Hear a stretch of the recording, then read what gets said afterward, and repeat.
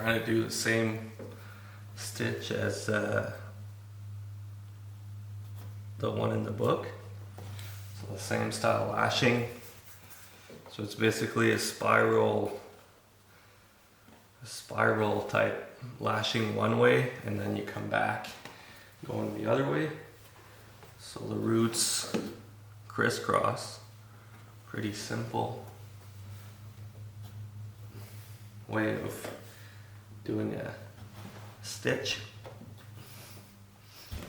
but looks cool.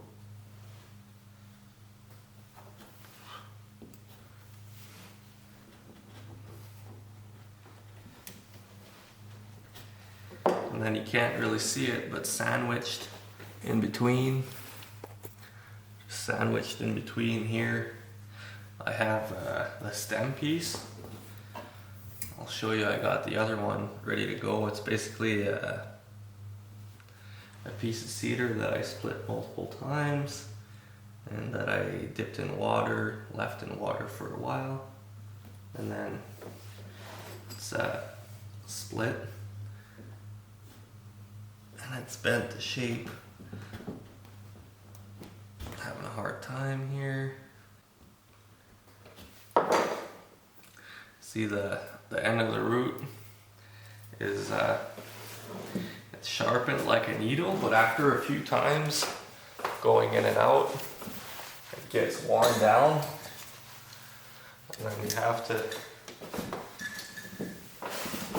you have to sharpen it again so that it becomes like a nice point, because then it just, instead of going through, it just kind of mushes down.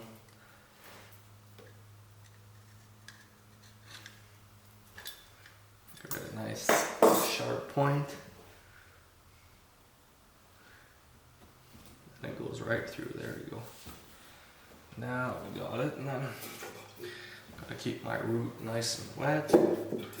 Doesn't break.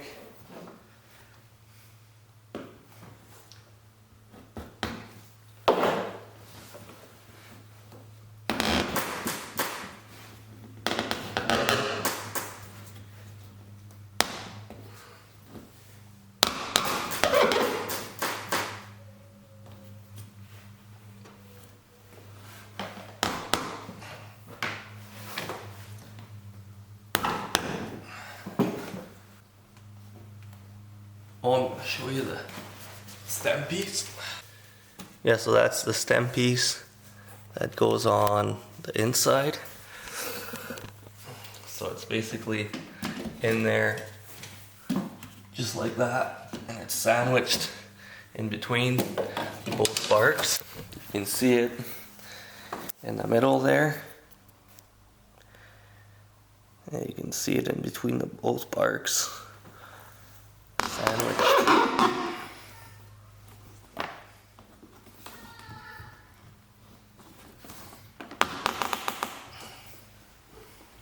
So what I'm using for stitching, if you guys haven't seen other videos, it's spruce roots. So roots of the spruce tree, you have to gather them, boil them, and then remove all the bark on it. And then basically split it in half, and then split it again lengthwise if it's too thick.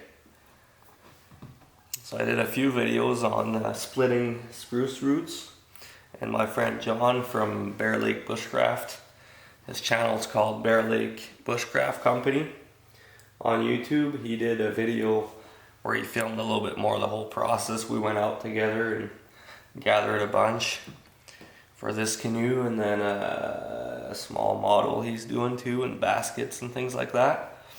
And I was just wanted to get it done that day, so I didn't bring the camera. But John filmed a bunch of stuff and put together a cool instructional video. But yeah, everything on the canoe is all gathered in the forest. That's also why it's so satisfying to build, because you know that everything you did, you gathered, you manufactured. It's looking pretty good. Looking pretty awesome. How you guys like my 1900s, 1920s style mustache? The book that I use called it's called Bark Canoes and Skin Boats of North America by Edwin Tappanani, and the author, that's about the years from late 1800s to beginning of the 1900s. He studied and built bark canoes. He built a bunch of models and a bunch of life-sized ones. He studied them. He was an anthropologist and wrote a book, but he never actually, I think he was almost finished, but then he had a bunch of transcripts. And then the other author, I think it's Howard Chappell, he picked up the manuscripts and then put together the actual book, edited and kind of added some stuff, and it's a great book. But those were the years there, 100 years ago, 2020 today. That was the 1930s, 1920s.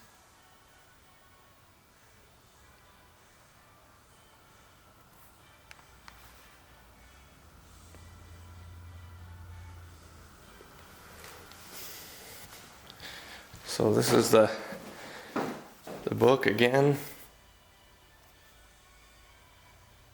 You can see it's the stitching style.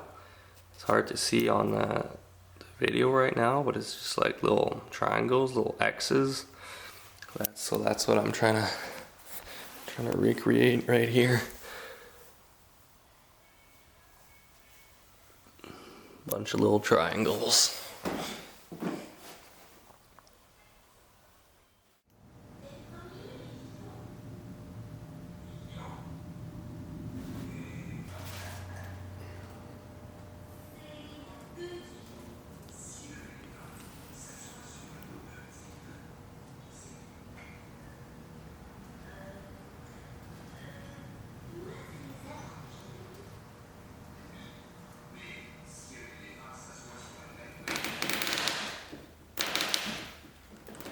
Love that sound. Just the root that's squeezing in between the bark. The project is coming along pretty quickly compared to what I thought. I think a lot of the work in a bark canoe is root work. So lashings and basically splitting your roots to the right dimensions and then using them for lashings. But just splitting them and making them the right size and then sewing with them, it takes so much time, and when you're starting you're very slow. But now I'm getting like really quick. It's taken me less than half the time that it used to take me. I guess it is the third canoe that I'm building, so every time I pick up some speed. See, now I just gotta trim this guy down a little bit, too wide.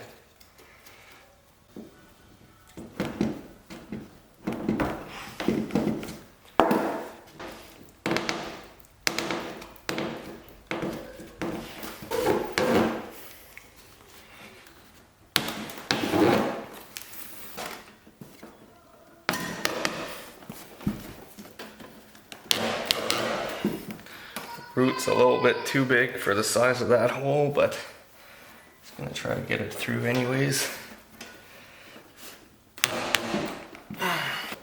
There you go.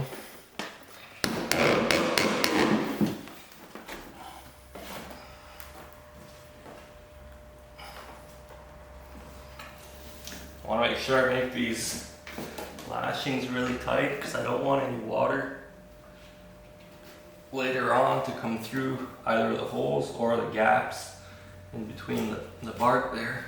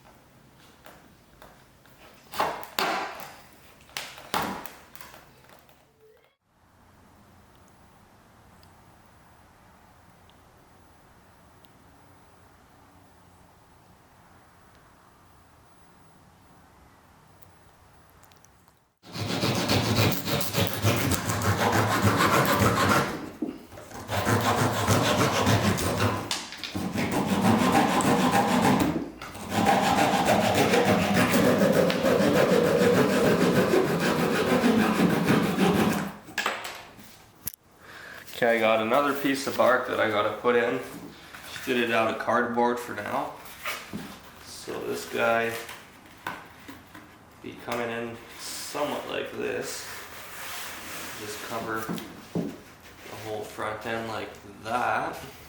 Just want to see if that's kind of the size of the bark that I want.